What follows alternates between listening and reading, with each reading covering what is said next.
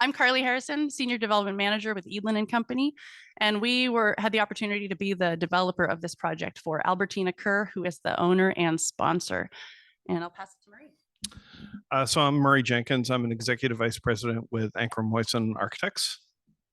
And Trisha Paul with Energy Trust of Oregon, Outreach Manager on the New Buildings team. Perfect. So trying to use the clicker. There we go. So Albertina Kerr is the nonprofit owner and sponsor of this project, and they work all over Metro. They had a 12-acre campus over in Gresham that had excess underutilized land. They also happen to serve, kids and adults, youth with intellectual and developmental disabilities and those with mental health challenges. And these are some of the services they do and provide to everyone across the age spectrum. And there is a dearth of housing that can support this community as well.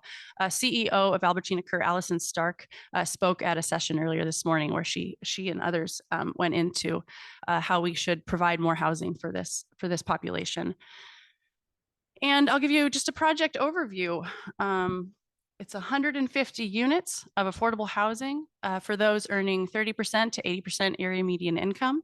There's 102 units at 60% area median income, 15 units between 70 and 80% AMI, and AMI stands for area median income. I'll use that going forward.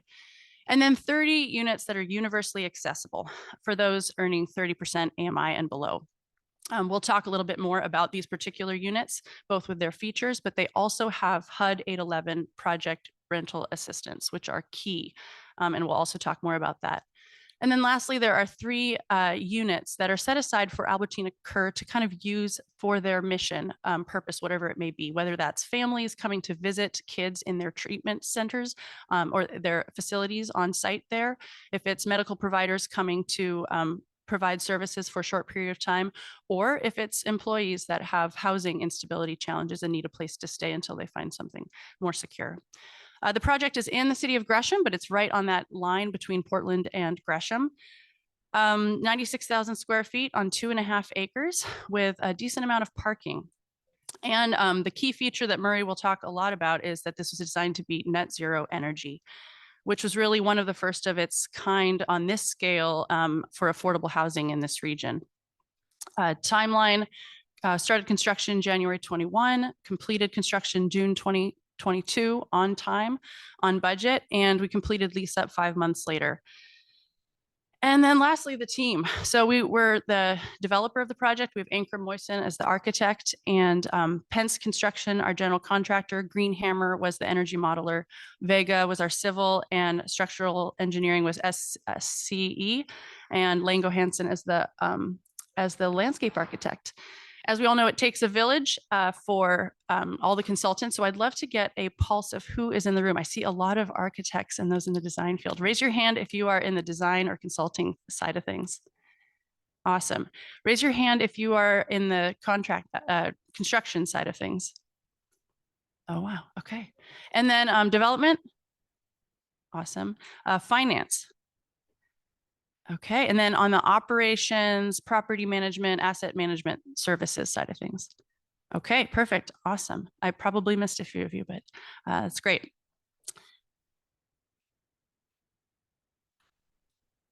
Oh, there we go.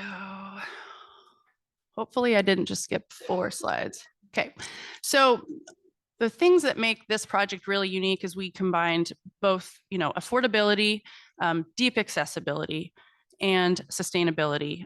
Some of the accessible aspects of this, just on a broad scale, is that we wanted 30 of these units to be accessible for people of all ages and all abilities. We wanted people living in them to really be able to live independently, especially if this is their first time living independently. And we wanted those accessible units to be integrated in this entire 4-story community of 150 units, so not just isolated to one wing. The sustainability goals, net zero energy, and then we know the affordable unit mix. And then here's a site plan. If you see all of the hatched lines, can anyone take a guess at what those are?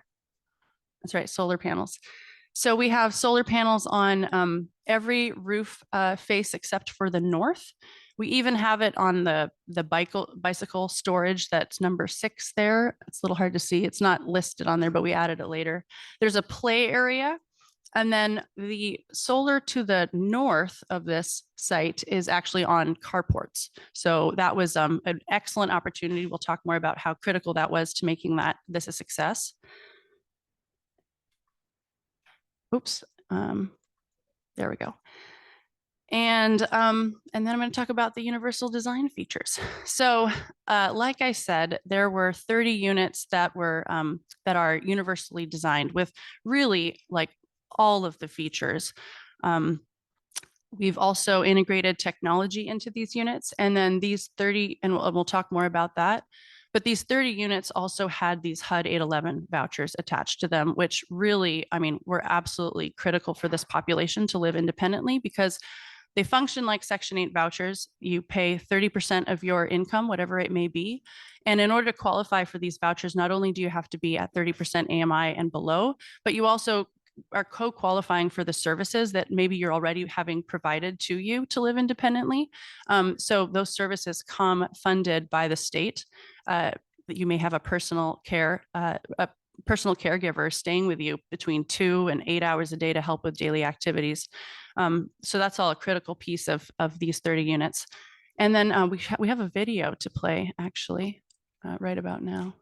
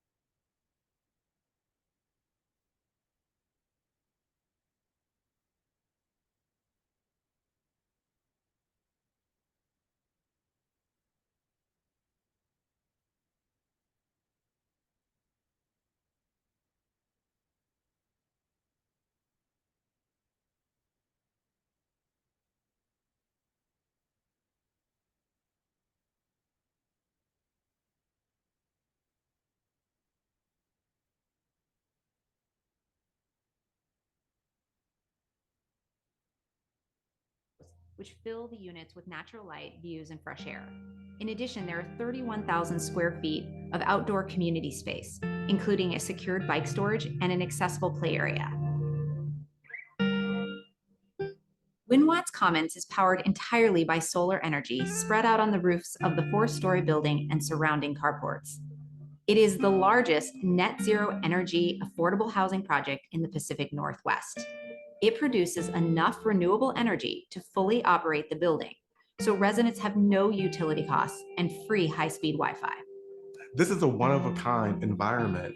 The development team at Wynne Watts Commons chose to focus on enhancing the universal design with enabling technology, including automatic entry doors, wheelchair-friendly roll-up control options to pull-out cooktops and motorized kitchen cabinets. The bedrooms feature RGB controllable lighting that helps with mood management and overstimulation. With one touch, they can adjust the lighting, they can open and close window shades, they can open and close doors, control the thermostat, adjust the fans. It also comes with sensors to monitor the tenant's safety by proactively sending alerts if they need assistance. This enabling technology, it supports independent living while empowering people to live their absolute and best life. Part of Albertina Kerr's mission is to support individuals with intellectual and developmental disabilities to live self-determined lives in their community. And Wynne Watts Commons helps us further this mission.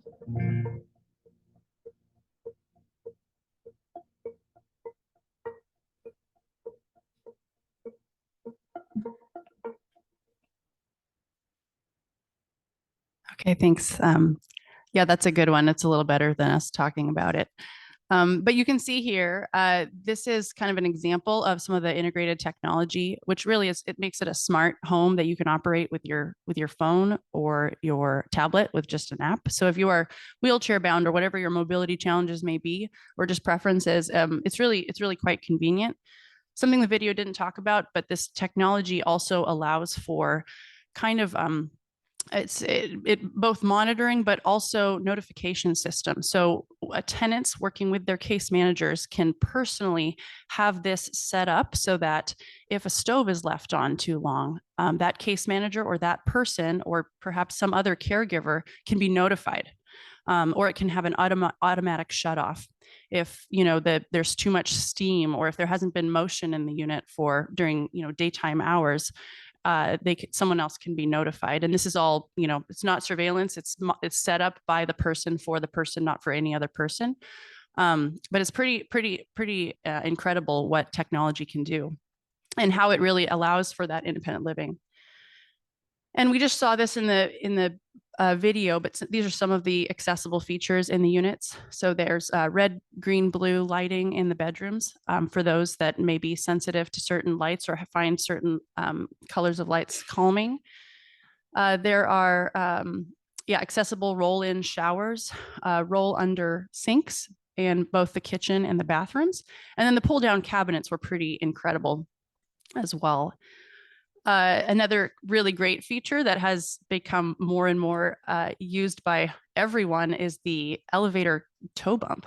So both on the interior and the exterior. And that actually is really great if you have a bunch of groceries or kids hanging off your back, as it allows you to use the elevator calmly, which is always great. Oops. Okay, almost there. Okay. And one thing that's really key about these features is that they are in projects. They're in a lot of projects. What they're not in is one project all at once until this one. And I'm sure there are some examples out there where they've combined a lot of these features, but this has not really been done yet to this scale, which has been really, really great to see, and really makes these, universal for anyone and whatever their needs may be. I'll throw it out there. I mean, there's a cost premium to doing it. It was in 2021, it was about a little less than 30 grand a unit for all of these upgrades. So that's like a good little nugget to keep with you. Obviously costs have gone up 25% since then, but yeah, not impossible to do, but obviously it takes resources. So then we'll talk about the second pillar, the affordability. This is just a slide with some stats about the affordability crisis that we're in. I think everyone knows it, so I won't talk about it too much. But this one we won't talk about too much either. But as we all know, rents have gone up a lot. This is Portland Metro over the last 10 years, and this is bifurcated by unit size. The three-bedroom units are at the top, and the studios are at the bottom in blue. So they've all increased a lot. And as you can see, the disproportionate increase has been in the family-sized units, the 3 bedrooms, the 2 bedrooms. And over the last 10 years, the average year over year, so that just normalizes everything, 4.6%. In the city of Gresham, it's actually been a little bit worse. While rents in Gresham are slightly below the average rents in Portland. Oh, sorry, it's taking a minute. There we go. The average increase has actually been 4.9%. And we're not ending on much lower rents than the average across all of Portland. So, Gresham also has a pretty big affordability crisis. And since there's a lot of people in the design world here, in addition to the developers that live and breathe this, raise your hand if you're familiar with kind of the 30% rule for determining housing affordability. Okay, great. I'm not going to spend much time on it, but what I do want to point out is we were able to include Wi-Fi in this project as well. And so I'm kind of including that in here. And this project paid for all of the utilities as the landlord. So tenants pay no utilities. And so when we're going to look at these numbers here and compare them, we're going to compare fully loaded rents plus utilities for housing costs. So when you add in water, sewer, electricity, and internet that most people in Portland are paying if they are renters of non-affordable housing, they're paying on average about $230 a month. And you add that onto the market rents, you can see what market rents, really what housing costs are for most people for these bedrooms on average in Portland. So it's pretty high. And then, you know, how affordable is Portland? If you are a household size of 4, the average, you know, area median income is $106,000 a year for your household. If you are wanting a 3-bedroom apartment, the average Portland monthly housing costs, you'd need to earn $94,000 as a family of 4 to afford it, to make it affordable, or approximately 85% AMI. And so we all know, you know, if you are earning 60% or below, your housing cost burdened. And these are examples, you'd be paying 42%. And if you are 30% AMI, you're paying 82% of your income on an average unit. So we all know we need more affordable housing, and this is why. And then these are the rents at the Wynne Watts Commons. And we have the Portland average housing costs there on the left, and the rents on just the right there. And then we're also charging a little bit less than the max. So I put both in there just so that everyone can see what 60% rents really are and what 30% rents really are. Well, 60%, yeah. And again, these include all utilities, including Wi-Fi.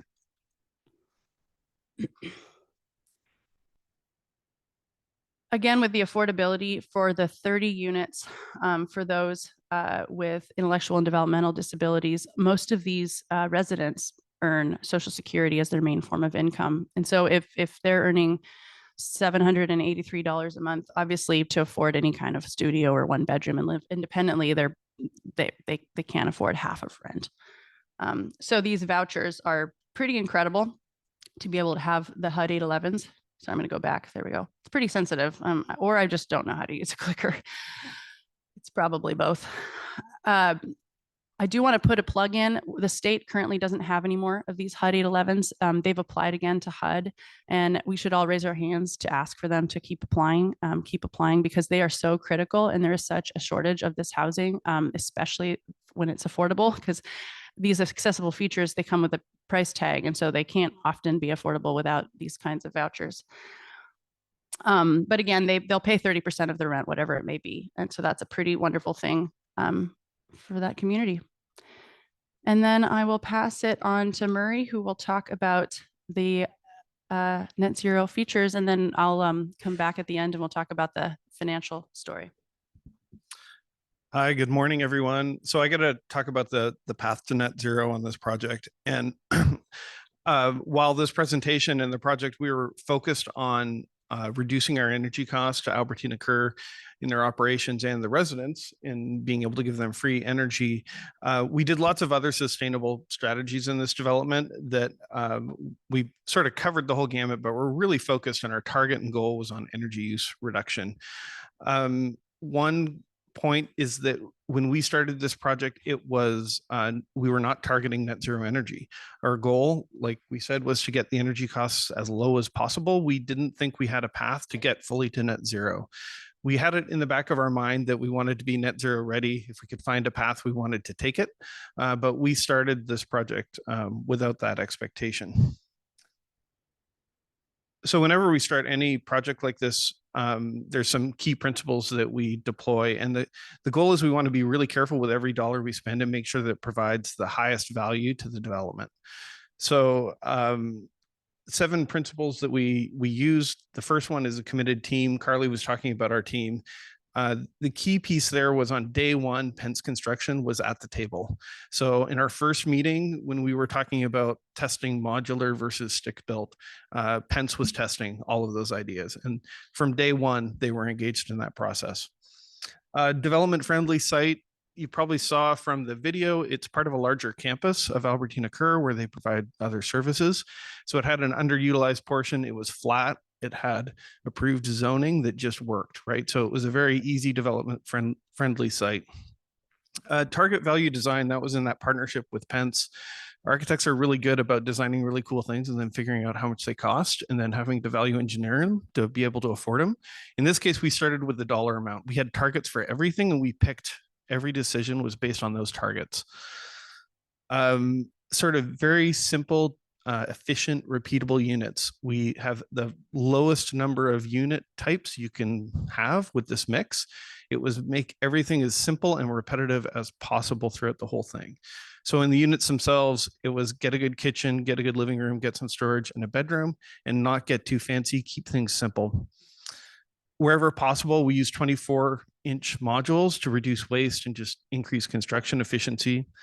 And then a big one is ask the trade experts. So as architects, we know very little about a lot of things. So it's really important we talk to those trade partners because they're the experts and really listen to what they say.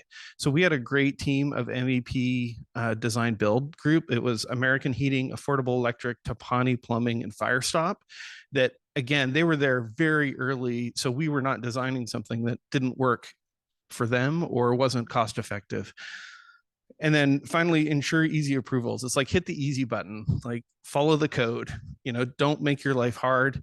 It's going to bite you in the end during construction. It makes your project complicated. So if at all possible, follow the rules, do everything easy that you possibly can. So the net zero intuitively sort of makes sense, right? We're balancing the on-site energy production with the energy use of the building. And I think the initial thought is like your goal is to get that energy use of the building down as low as possible. And then whatever you can't get rid of after you've sort of squeezed the lemon dry, you do on-site power generation. And it turned out in this project, especially, it was a bit more of a balancing act because there was a point where the cost to lower the energy use became more expensive than the cost of the on-site power generation. So the balance wasn't necessarily the lowest energy use. The balance point was a little bit higher than that. And we'll get into the numbers here in a bit.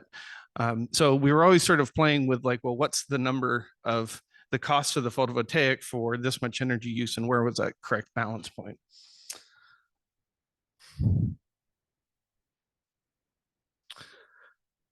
So in Oregon, we are fortunate, I'll say, we have great energy codes here that really push sustainability everywhere up and down the West Coast. So we do all the things that all of us do in every project. We've got 2x6 exterior stud walls. We've got exterior mineral wool insulation, Energy Star appliances, and LED lighting throughout the whole project.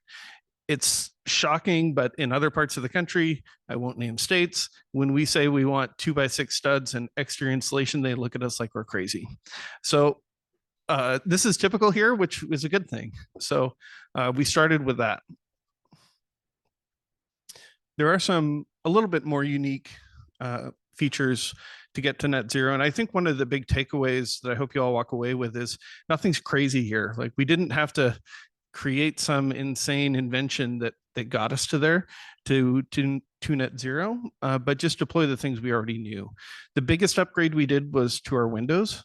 As you saw in the video, we wanted really large windows that had a lot of daylight and views and natural ventilation. Those are all triple pane windows throughout the entire development. We also added light shade or sunshades to all of the south and west facing windows. Our residential HVAC system is a little unique. We have a ducted fresh air system that delivers tempered air.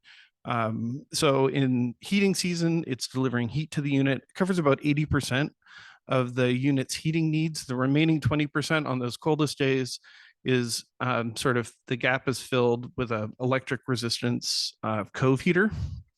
And the same is true in the cooling season. We're delivering about 50-degree tempered air to the units. That covers, we think, for most units, most of their cooling needs.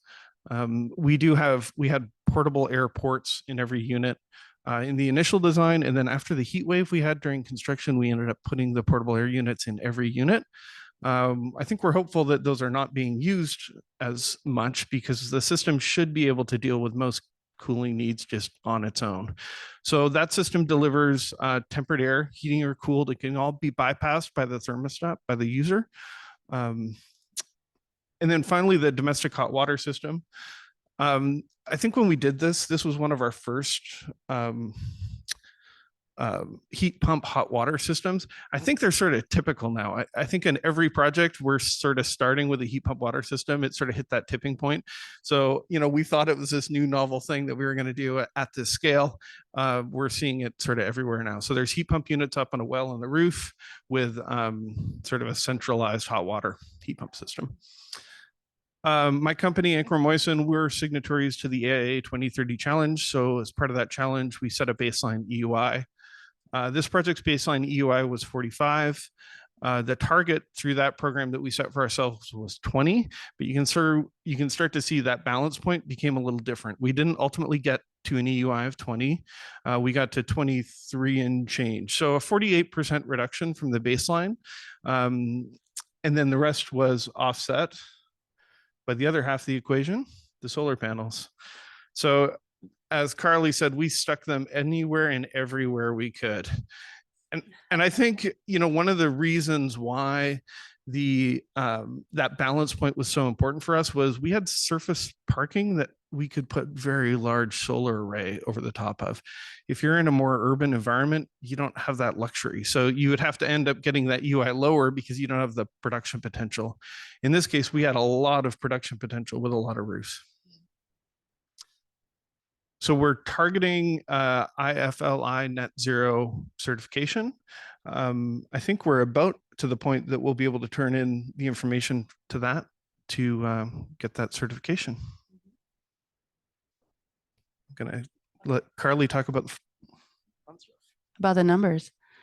Okay, so sorry guys. There we go. So it takes a village. For the developers in the room, maybe just throw out some numbers of the numerous funding sources you have in most of these affordable projects. Or raise your hand if it's sometimes around 7. Yeah, 10. As many as 12, 13. Yeah, it's a lot. So this project was no different. It's your pretty typical capital stack from for affordable housing with capital A affordable. And did I skip ahead? 1 second. Yeah, so yeah, I think this is my slide. 1 second. Might not have. Sorry, y'all, this is very sensitive. I think I'm just gonna pause after this and just wait. Okay, so, oh gosh, this is terrible. Oh, okay, so we have some construction cost numbers up here, which basically look like a Christmas present. In 2021, these numbers, the cost of the building was 28 million for these 150 units. That's hard cost alone. That worked out to be a little less than $300 a square foot, or $190,000 a unit. Doesn't that sound wonderful? Oh, those are the days. One of the things I will point out is these units were pretty efficient. As Murray said, we had floor to ceiling windows, triple pane windows, affording a lot of natural light. So these units feel pretty spacious, but they're fairly small from a square footage standpoint. That was also key in achieving all of this from both a financial standpoint to keep our costs low, but also from the energy standpoint to keep our energy budget low. This also, for the developers in the room, was a Davis-Bacon residential project with HUD vouchers, not BOLI, right? So that's another reason why the costs are as low as they are. And obviously this was bid out in 2020, started in 2021. And then right there to the right is the capital stack for this project, but it's pretty similar to most other projects. With a few differences. You can see at the top there, 42% of the sources to pay for this come from low-income housing tax credit equity, and this was a 4% deal. And that's a big deal and a big reason why net zero energy on an affordable project can work, and we'll talk more about that. The 25% tranche there is the gap funding. This project had gap funding from the city of Gresham via the Metro bond. It was one of the first projects, along with one of CDP's projects, that got that funding. And we were actually I think we were in CDs when we applied for it, so it's pretty late in the game, but we're glad it came in. And then we had 23% of the costs were a permanent loan. That number is pretty high for a project like this. That's there, all in all, it's a very strong debt service coverage ratio, but interest rates were incredibly low when we locked in on this too. And that's something that's also changed a bit. And then you can see the gray there is 8%. One of the other key features that made this really work financially is that Albertina Kerr owned the 2.5 acre land, and 2.5 acres is pretty, that's a pretty big site. They contributed that land to the project in addition to raising about $1.2 million of grant funding to really allow this to work and to pay for the pre-development expenses so that we could get to permitting and get to CDs by the time we received and were awarded the gap funding needed. And then really small tranches of grant funds. So we got some from Tricia via ETO. And let's see, we got ORMEP as well, ORMEP. And so just for the people that are interested in how you kind of capitalize a project like this, and you first start with what and you're going to get tax credit equity. Well, back in the day you did. Now it is competitive, but it is the piece that you absolutely need first. So you determine what that tax credit equity is going to be, and that's this right here, the 42%. Then you maximize really the long-term loan that your project can support comfortably. And that's both a decision on the risk of on behalf of the owner and also interest rates. So as interest rates increase, that amount goes down. And then you figure out what kind of grants you can reasonably apply for and get. And then that's the balance is your gap funding you need to make the project successful. And that is what developers apply to all the time with the help of everyone in this room. So if you've ever been a part of a funding application, thank you. Just quick, 1-page LIHTC 101. How do you get that really important 40% of the capital stack? A tax credit investor will pay the project money, equity, in exchange for these tax credits that are taken over 10 years. And they're worth 4% of the eligible basis. You multiply that by 10, multiply that by a price that they're willing to pay, which is kind of dependent on the market. And then there's some other key features that kind of influence that, whether the project is in a basis boost. This project was in a basis boost that gives you an additional 30%. And there you go. It's super, super easy, not complicated at all. But this structure does end up translating into, unfortunately, a couple $100,000 of legal expenses with every party's lawyer, approximately, 100+ documents if you're including regulatory agreements, et cetera, with all the other players, because the state gets involved. Everyone is involved. And sorry, one second. So then the other one, and this is a great one because I think everyone who is in the design world and construction world here in the room knows this, but here's the why.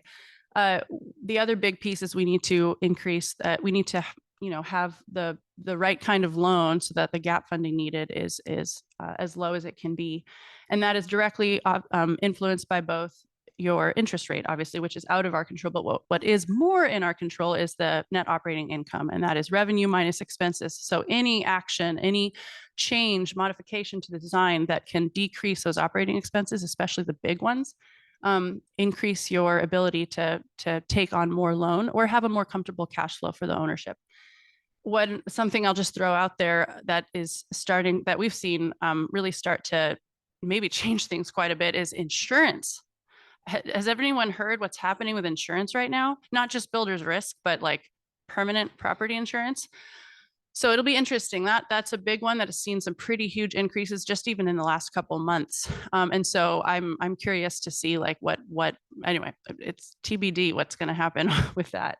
But anything that can ever influence those long-term operating expenses has a huge impact to the feasibility of a project.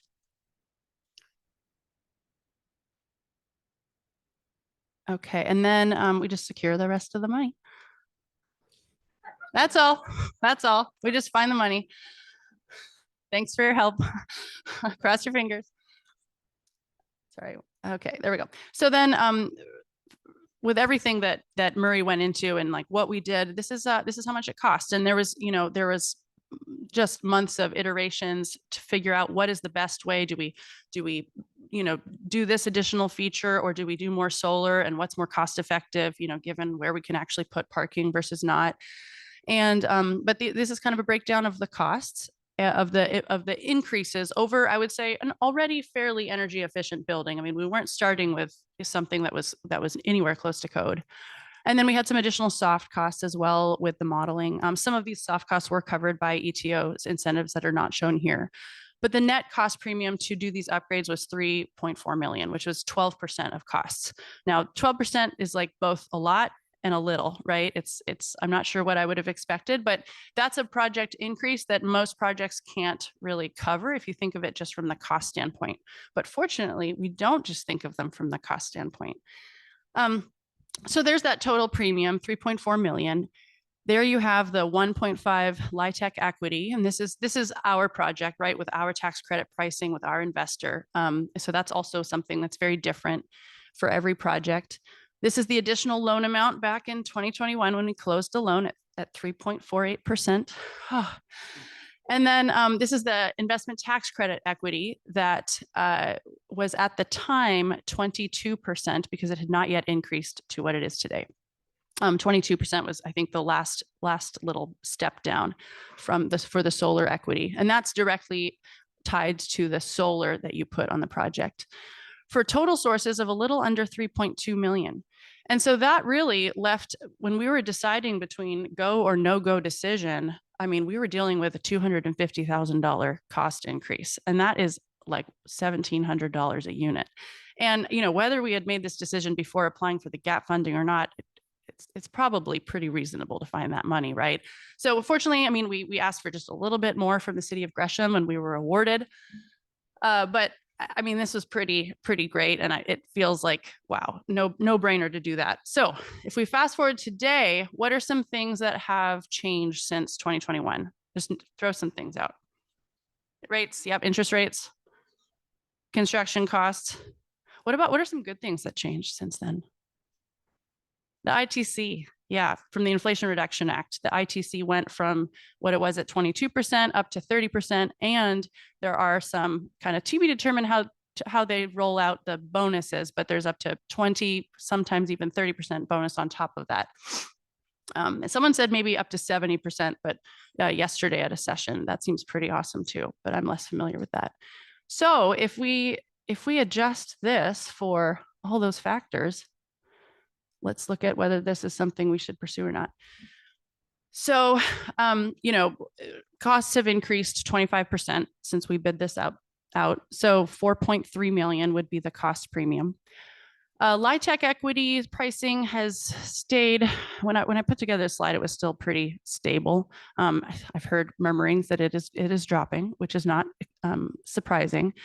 But let's assume that it stayed stable as of a few months ago. That's our equity, right? A little less than, I think it's about the same 40%. With the increase in loan in interest rate from, up to, I think this assumes a 6.5%, and this is a tax exempt loan. I think that's still kind of on point for today. Obviously, the loan amount dropped quite a bit down to 900 grand. I think it was 1.3 or something before. So that's a huge hit. But if you can see the ITC equity, that went up from 300 grand up to $1 million. And that is a lot. And that assumes the 50% bonus is also awarded, because as the solar costs go up, your ITC also goes up, not just at a percentage level, but your costs went up, so you get more money. And that also happens with LIHTC equity. So really the gap, if you to pursue net zero here, is just a little bit more. And at 340 grand total. And what's a funding source that's not actually on this list that you might be aware of that could actually help cover that gap? PSEF, yeah. This was actually a Gresham project, right? So we couldn't get those funds, but what's another one? Yeah, exactly. When I made this slide a while ago, I totally forgot about those, even though we're using them on projects. But that actually would totally cover this. We would get, pardon me? Oh yeah, 45L credits. You'll probably start hearing them around, but if you pursue, there's a couple certifications. If you pursue those, you can get a tax credit in the amount, if it is a prevailing wage project and Davis-Bacon residential qualifies, you can get $2,500 a unit. If you can achieve the kind of higher tier of certification / energy efficiency, it's very prescriptive. Then you can double that to 5,000 a unit. So at just the kind of by right $2,500 a unit, that would be 375 grand in a tax credit. You know, you get a tax credit price on that. It's probably down to 350, but that's a big deal and that covers the gap perfectly. So, you know, there are in this world right now, funding is extremely competitive, right? So there's the other gap that's not on this slide. That is the hard one right now because there's a lack of resources. But what is so encouraging is that to have with the Inflation Reduction Act and the ITC going up, and then this 45L credit, it really helps make this decision so much easier. Still, it's hard to finance a project, but to make it net zero or not, it's a lot easier to do that. And you know, we're mostly an affordable housing crowd at this conference, but housing is housing. So let's look at a market rate project and see if that makes sense next. Okay, so for market rate, obviously, you know, same costs. You don't get the LIHTC equity. So you right off the bat, you have 40% of your costs not covered. And then, you know, with your additional loan, you'd get some additional loan. Probably, it assumes that you can probably monetize the expense savings in your buildings by maybe slightly increasing your rent and saying you're covering all utilities. But in today's market, that really doesn't work that well. So this assumes that works a little bit, but that's a hard one. So you might not even get that 700 grand in additional loan proceeds, but you'd still get investment tax credit equity. So that's great. You just wouldn't get the bonus unless it's in a particular census tract, and then you could get 10% bonus. However, of course, you'd get 45Ls. It's probably not a prevailing wage project if it's market rate. So you'd get 500 a unit. Maybe you'd get the full 1,000 since this is a net zero energy project. So you would bring that gap down from 2.89 million down to, you know, $150,000 less. So it still doesn't quite work in the market rate world. I think, you know, I have grand ideas that someday we'll get there, but with just, you know, better cost effective technologies. If there can be incentives out there to help buy that down, that's obviously always really helpful. And maybe if there could be, you know, meaningfully better financing terms that really help, you know, move the needle. So far, most things don't really move the needle. They're just kind of slightly beneficial.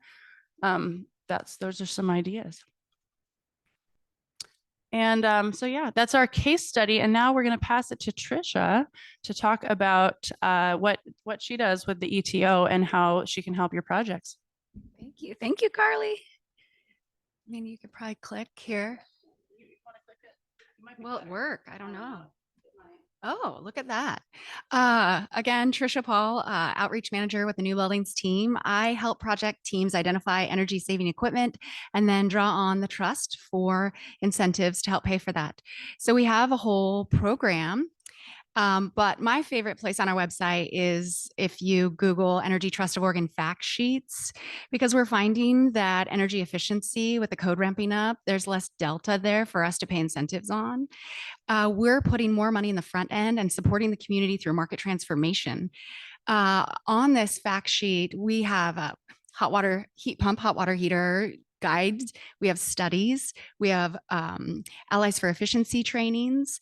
And, you know, I think it's important to know that I don't do this on my own. So there's an existing buildings team. There's an existing multifamily team. There's a whole group of us out here as outreach managers that want to help you walk through this path.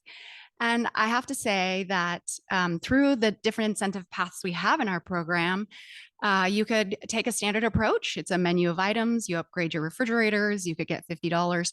We even have a market solutions offering approach for multifamily. So say you want to bundle some measures, heat pumps, bath fans, Energy Star appliances, you can collect some incentives up to 50 cents a square foot. Those solutions meet each project team where they're at. Well, when a team comes and says, we want to be more progressive in our energy features, we want to target the 2030 challenge, and we want to know what it's like to design our building to a net zero strategy, we start on the whole building approach or the path to net zero. So this is, you get on the same road, and at some point down the road, which I'll talk to you about in a little bit, you decide, actually your energy modeling decides whether you'll stay in the whole building track or you'll transition over to the path to net zero. This is just to show, my job is to walk you through all these steps. The first thing we do is have an early design assistance meeting. Well, let me back up. The first thing you do is fill out the form 510A, sign the last page with electronic signature and get it into my inbox, or we have a 1-800 number on our email as well. So that sets you up to collect on the first incentive, which is up to $6,500 for the early design assistance meeting. I'm sure many of you that worked with me before hear me tooting that horn. It's just like a really good integrated beginning to the process to find out, is the owner on board? Are the general contractors on board? We have added kickers to this meeting. So in the past, the market's come to us and said, we need to know more about solar. How can we learn more about solar?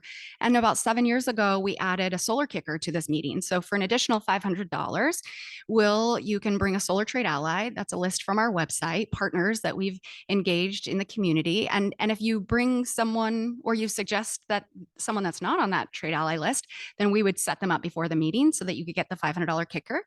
There's a commissioning agent, $500 kicker for a commissioning agent. And then we just started a grid integrated building kicker. So for $500 additional dollars, you can bring a professional in to talk. The one I did, really, if you search grid integrated building professional, you're not going to find anything on the internet. But we know that our modeling engineers and our modeling professionals and even our solar partners can sit down and have some sort of conversation about how your building could or would or might interact with the grid. We all know that there's continues to be a capacity issue. And as the utilities are trying to continue to keep rates low and create resiliency, it's our responsibility to consider what it's going to be like for our tenants to live in our buildings. You know, an example of a grid integrated building might be through what we call demand response. The utility might call and say, hey, do you mind turning up your air conditioner at noon until 3 when we are expecting, high demand on the grid? At 3, you turn off your air conditioner in your corridors, and then you let it warm up. So you've targeted 68 degrees over the course of the next 3 to 4 hours. It maybe gets up to 72, but you just help them avoid turning off electricity for other people in your neighborhood. So we talk about that grid integration and solar and commissioning at this meeting. Of course, you have to bring all the people, design teams, general contractor, owners, architects, solar people, but I sit and facilitate. I'll take some notes and help you get through it. Oftentimes this is married with a charrette, a sustainable building charrette. So it could go maybe the last couple hours of one of your green building meetings. And then we process some paperwork and send you a check. So that's the first. We want to make sure you know that the system works. Get a check in your hand and, let's go one more. There we go.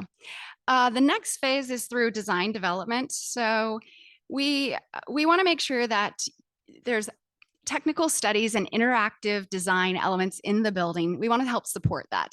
So through an energy model, you engage with some of your Tyler Moffats or your Scott Sinners or your PAEs, your GlueMax, your interfaces. They're obviously at the meeting to begin with, so they're on board early.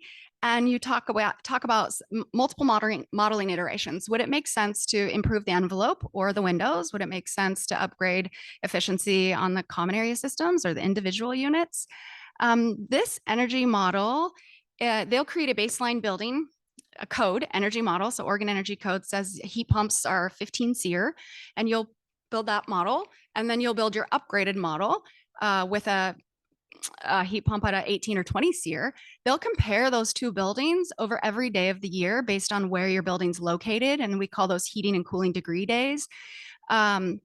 To kick out two numbers. One is an energy usage intensity, and 2 is a kilowatt hour or therm savings over baseline. So we pay for the cost of that energy model, 60% of all of that work.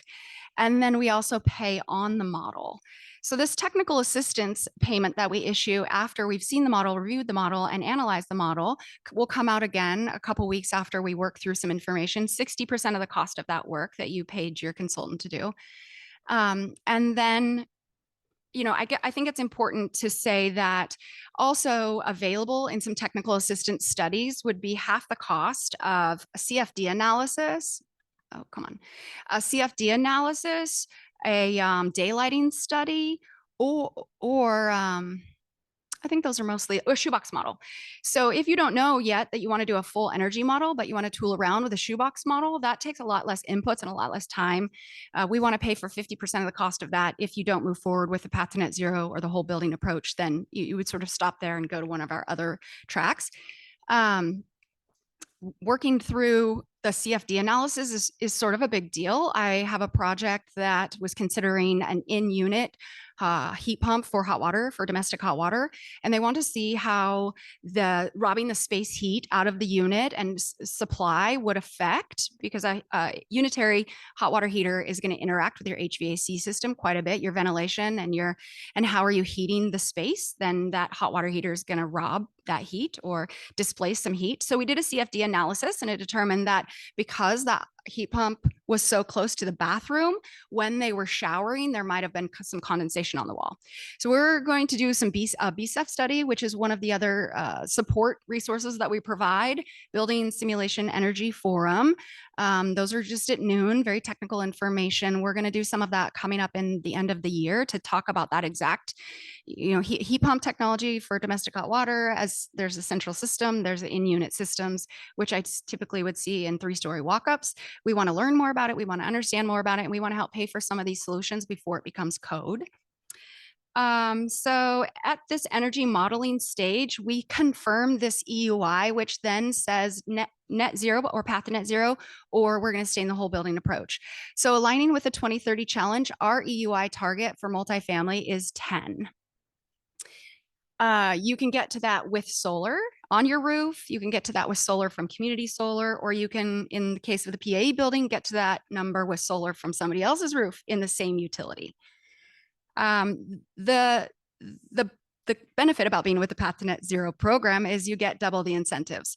So if you meet that, typically on a whole building that doesn't meet Path to Net Zero EUI targets, we pay 20 cents a kilowatt hour and 80 cents a therm on that energy savings that the model spits out for us. If you're in a Path to Net Zero qualify with that EUI, it doubles. So you'll have 40 cents a kilowatt hour and up to $1.20 per therm. Let's see.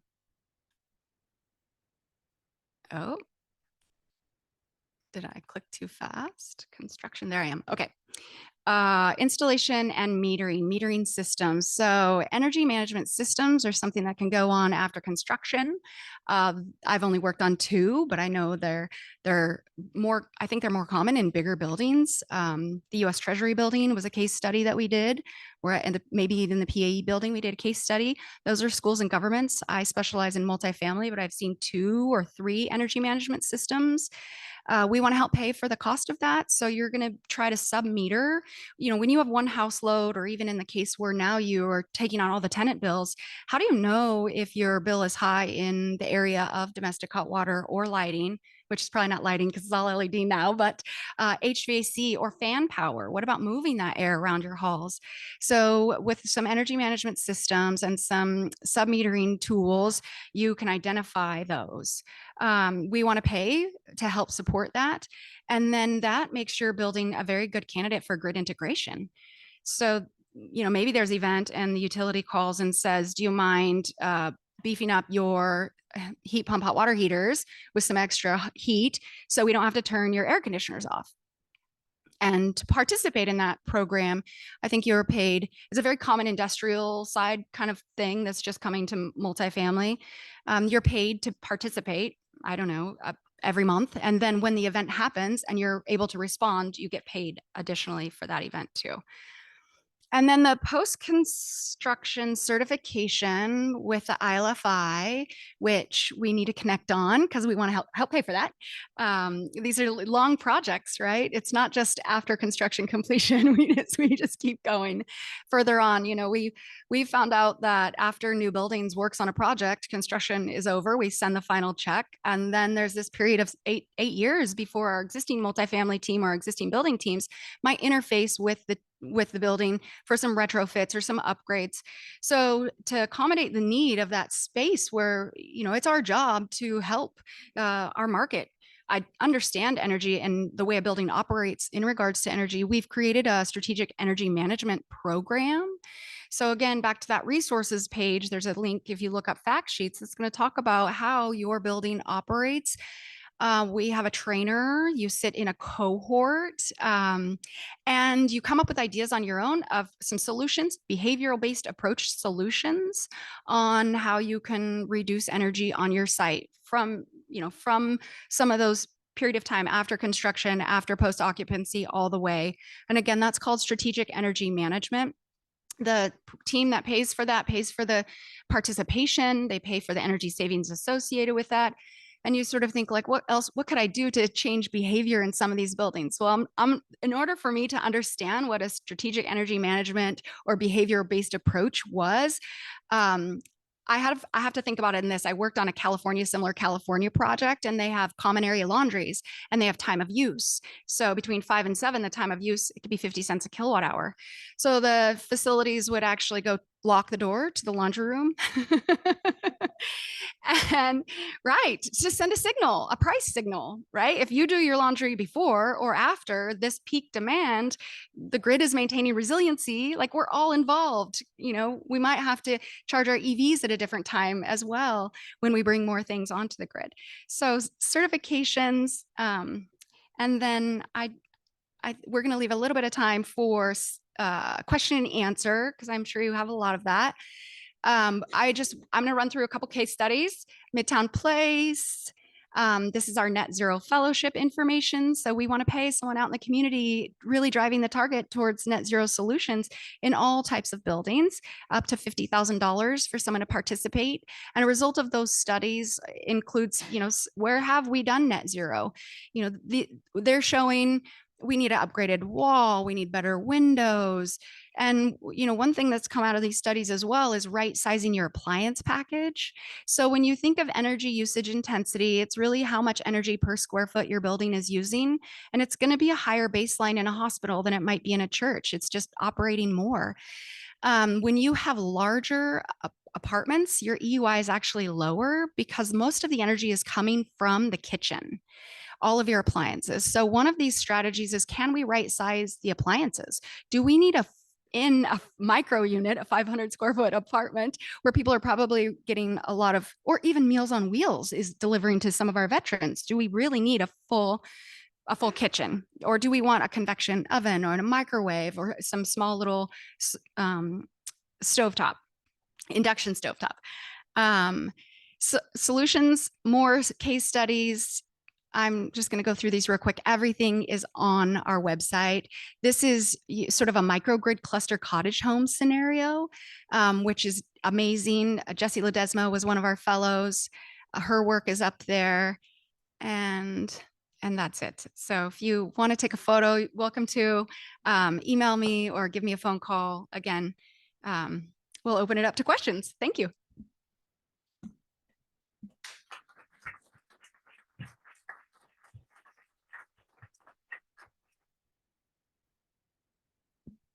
Yeah, go ahead. In the far back in the striped shirt.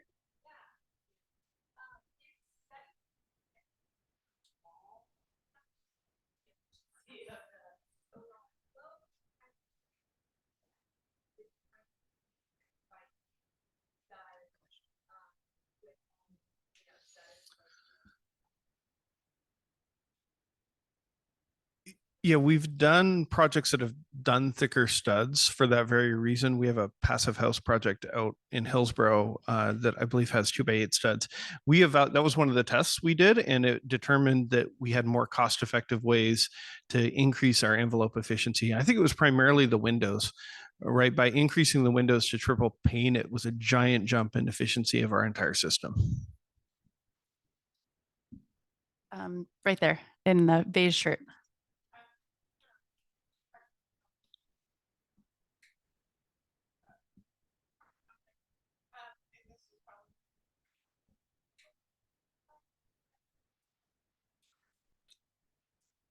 And the question was what was the solar system size?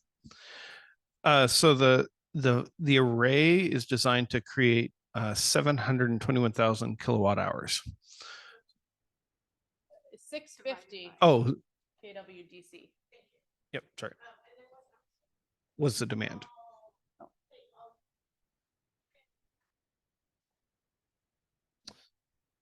Correct. I think, right? Yeah, it is. They're not sub meters for the units, which it's a house meter. So the residents get the free electricity, but we don't get data on individual units electricity usage. And that is a good point, that our biggest energy use is plug load. By the time we cut everything we can, it's the users in the building, but we don't have a way to sort of incentivize lower energy use by the residents.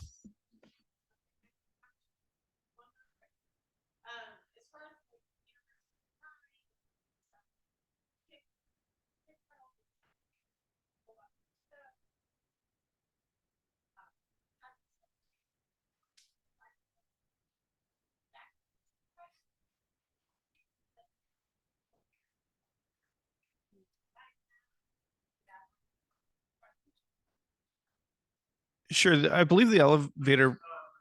Oh, sure. So the question was there the accessibility features, like, were there anything we created that was unique? How did we achieve that? The elevator control, the toe kick, I think was an aftermarket product that we added to the elevator. So I think that product works with multiple manufacturers of elevators. Everything else we did, like, we weren't the first to do anything, I don't think.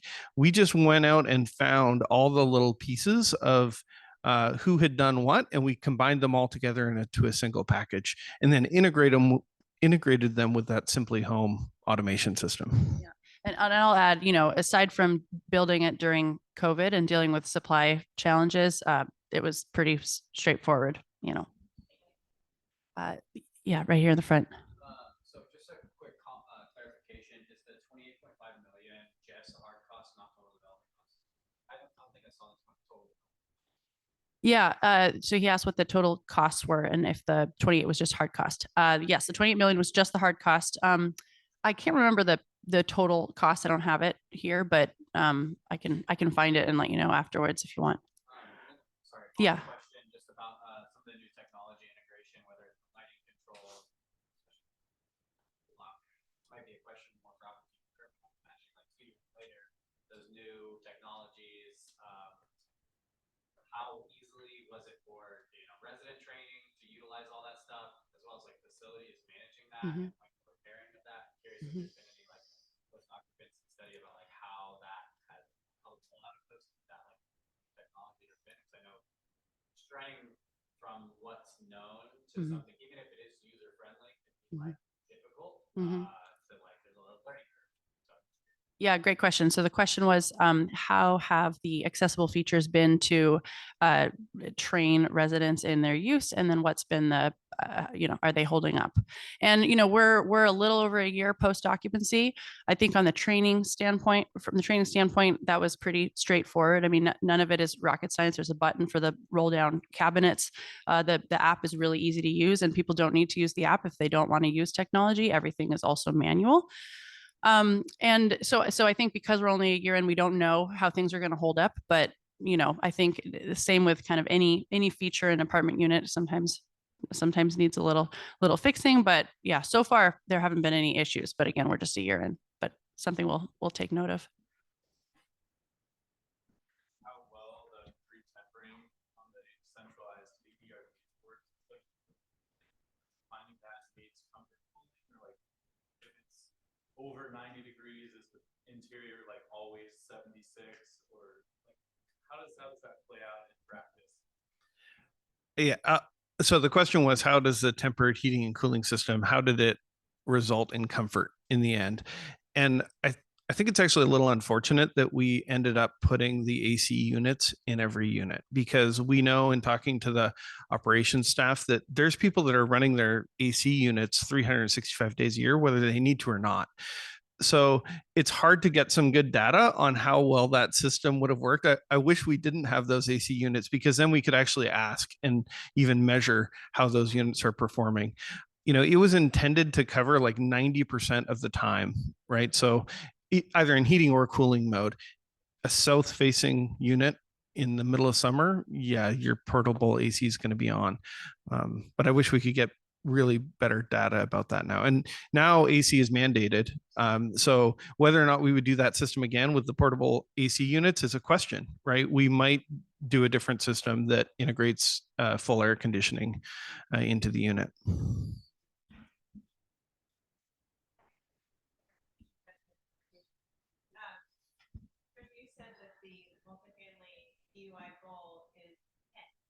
Correct. And then Murray, you said that the project was only able to achieve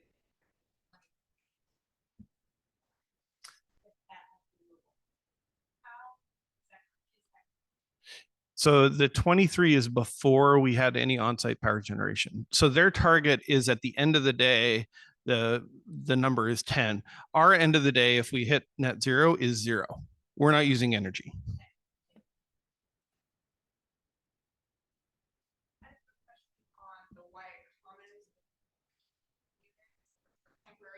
really cool idea. Couple questions. Are they unregulated? And then how does temporary define? Yeah, great question. So how are the 3 unregulated and temporary units defined? So yes, they're unregulated. They're actually, and this is for the finance and development folks in the room, they're going to be a separate commercial condo that's about to record with the county. So that gets pulled out of the ownership too, and kind of sold to Kerr at their cost. So the partnership won't even own those units at all. And that actually allows us to do income averaging. Otherwise you can't do it because of the next available unit rule. So those units, it kind of TBD, and their use will change. Instead of having a lease, it's kind of like a short-term stay agreement. So it's not really covered under some of the same laws. But they'll have the opportunity to kind of morph and let it change as they kind of see fit. The building is right adjacent to their campus, so it's really well located to kind of morph along with their mission.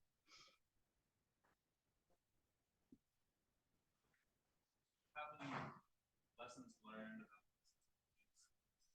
were there things that you spent a lot of time and energy really didn't pay off? Were there things you wish you had done that you didn't do? Good question. So the question was around lessons learned on the accessibility features. Is there anything we wouldn't do, or what was really challenging? I think personally the cabinets that are they lower down. There's some challenges, right? You can't have anything on the countertop underneath them, and they're not super fast. So when you're dealing with units as small as we are, it's tough because you need to have accessible shelves. So it was a good solution, but it still doesn't feel super great, in my opinion. The other lesson learned was honestly the elevator foot pedals. They're loved by everyone. Like, people, pushing a stroller or carrying their groceries are using those foot pedals. So, I would consider putting those in any project, regardless whether or not you had any specific sort of higher level accessibility target.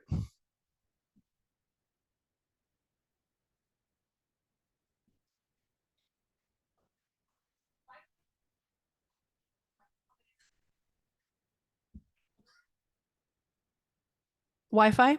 Yeah, the question is, where is it? It's in the whole building. Yep.